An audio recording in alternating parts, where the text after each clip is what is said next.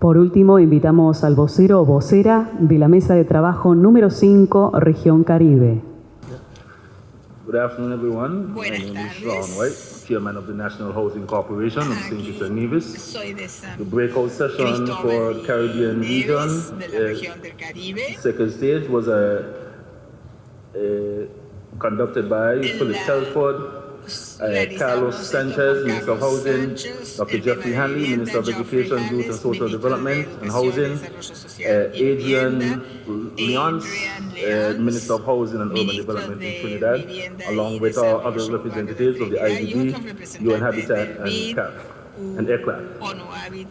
One of the guiding questions that we used in this forum was, how does climate change affect the housing sector and the housing deficit and the quality of life in individuals, and particularly the most vulnerable ones? What needs emerge, and what challenges do we face as a region? Now, the funny thing is, as a region, we all have similar problems. And at that table, while everyone was speaking, it's as if we have shared, what's the word? We have shared common problems, but then our needs are a little different. Right?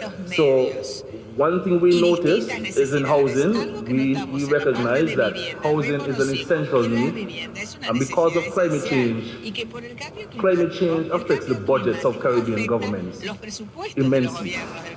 And you have shoestring budgets that you need to provide housing for your population, but then you still have to mitigate the risks of climate change from industrialized countries every year.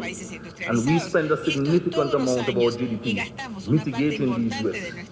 And we hear a lot about adaptation and mitigation, but I think one of the major things for the Caribbean islands in our breakout session was the adaptation. Because while you can mitigate, it's important that we address the needs right now. And one of the questions asked by the IDB representative was, what data is driving your needs? And I think what we said to her is, we have data, we'll be doing the research all the time, but the most important thing that we need is access to funding, whether it's through concessional loans or through grants.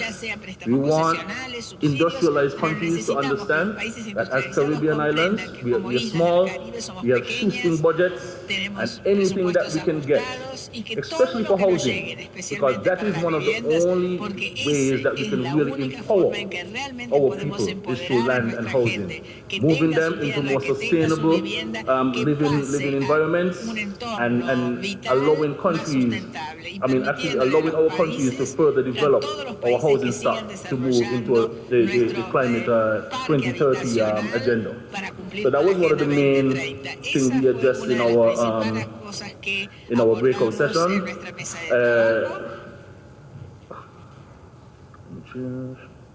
One second. Un momentito, que estoy Also, pensando. some of the things that we addressed was the quality of life of the most vulnerable. We were asked to recognize what's happening in the Caribbean, the consequences our countries suffer. We decided that transition into more resilient building is important, putting monies back into the housing sector, micromanage all resources, micromanejar y gestionar nuestros recursos. and we also noticed that climate change does not only affect housing, no solo afecta a las viviendas, but also renewable energy and all other sectors of our economy.